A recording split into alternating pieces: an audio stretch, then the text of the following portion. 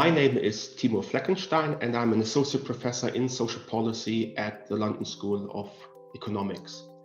In my research, I'm interested in how welfare states respond or fail to respond to socioeconomic challenges, problems, and this from a comparative point of view. To give you an example, we find that some welfare states have expanded their childcare provision in response to new social risks to help parents with work-family reconciliation, whereas other welfare states have failed to provide adequate support for families. I believe that comparing welfare states cross-nationally can provide important insights into how to develop better policies, but also insights into how to manage the reform process better. And personally, I am most interested in the comparison of European and East Asian welfare states. And in East Asia, much of my work focuses on South Korea.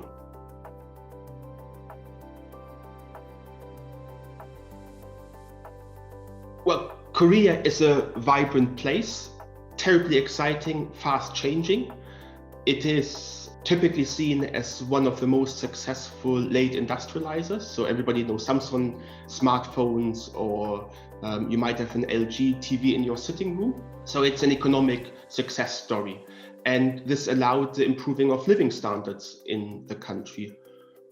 Also, since the country democratized in the late 1980s, its welfare state has seen quite a remarkable expansion. But, and that's a big but, social policies still struggle to cope with the massive increase in inequality in the labor market, especially since the East Asian financial crisis in the late 1990s. If you look at the Korean labor market, we find it's heavily dualized. So on the one hand, we have well-protected labor market insiders in large companies like Samsung and LG. But then we also have an increasing number of very vulnerable workers at the margins of the labor market. So the success model of Korea is showing cracks, big cracks actually. And this moved inequality to the center stage in Korean politics. And so we find policymakers across the political spectrum now searching for new policies that can address the inequality in Korean society.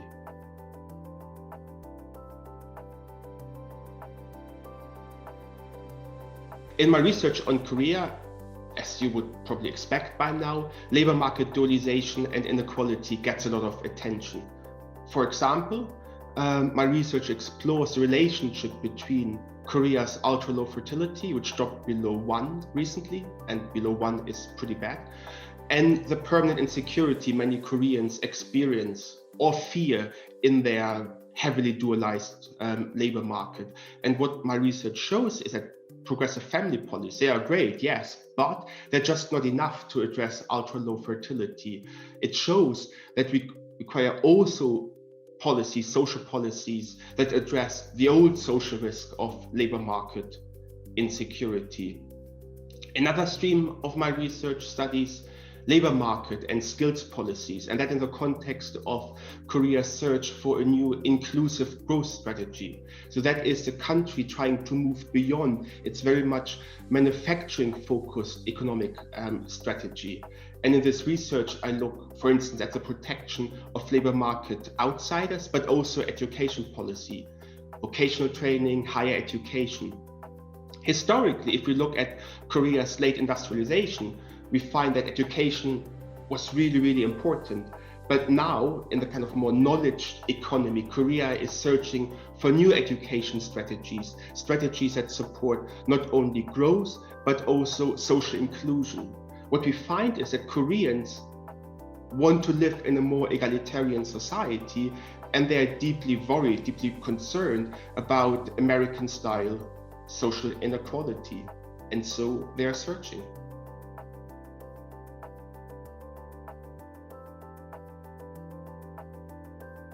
In Korea, government think tanks play a huge role in policy development, in policy making, and for literally all areas of public policy, you can find a specialized think tank. And these think tanks work incredibly closely with government departments, so they're quite important.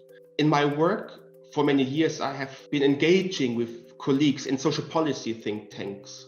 Why Koreans are quite keen to learn from Europe, especially Nordic and continental European countries where social protection is more developed. And so Koreans searching for new social policies want to engage with colleagues who work on Europe. And because of my knowledge of European social policies, but also my work on Korea, so I know the Korean context, I was invited to contribute to a government think tank project, one that developed a welfare reform agenda for the Korean Deputy Prime Minister. That was quite exciting. We first benchmarked the Korean welfare state. So how does it compare to European welfare states? What are the main challenges the Korean economy, the society faces? And based on that assessment, we then developed a range of policies for better protection, better investment and regulation that we thought would address the challenges of dualization, inequality, and low fertility in Korea. So the issues Koreans are concerned about. Also working with Korean policymakers, I very much enjoyed running executive training programs for Korean government bureaucrats here at the LSE.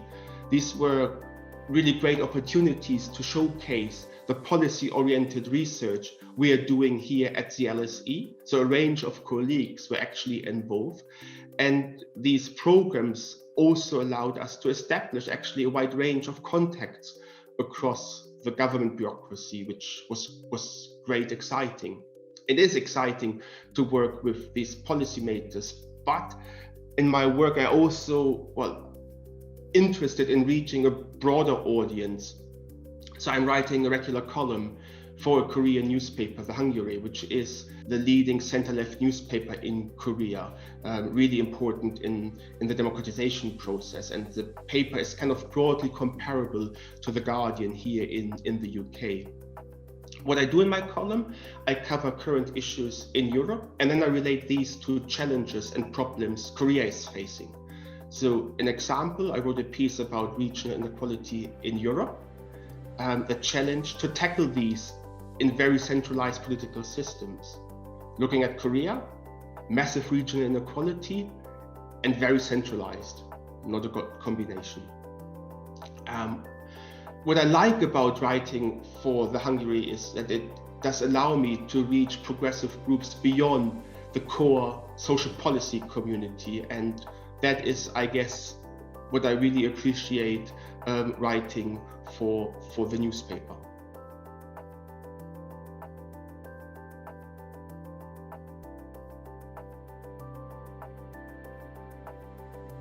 Korea is an extreme example of labor market dualization, and what it shows, I think, it is terribly difficult to put the GDP back into the bottle. So huge problems if dualization is addressed too late. So take the example of fertility. Low fertility countries in Europe have recently seen some recovery of their fertility rates. That's great, but possibly the Korean experience suggests that one shouldn't rest on their laurels. Excessive labor market dualization, and we see dualization in Europe too, can put great pressures on fertility rates. Also think about private tutoring, which is becoming a problem in European countries. South Korea is known for excessive shadow education. It absorbs massive financial resources and it has undermined social mobility in the country. Private tutoring is omnipresent in Korean society. It's everywhere. And what the Korean experience suggests, I think, is that the failure to address shadow education early on creates enormous social and economic problems. So again, it's difficult to put the genie back into the bottle. So to me, it seems obvious that policymakers should learn a lesson or two from Korea. Well, these were two negative lessons from Korea, but I would like to conclude with a positive one and also then return to childcare from the very beginning. Korea has seen a massive expansion of childcare provision, which now is largely free of charge. Some argue that the country has made almost a Nordic term that with reference to Swedish childcare policy. Comparing the UK and Korea, I think it's fair to conclude that childcare policy in the UK is rather disappointing. It remains very expensive and a great burden for young families, a great financial burden. Korea, by no means, was a likely case for progressive childcare policy. Rather, the opposite is actually true.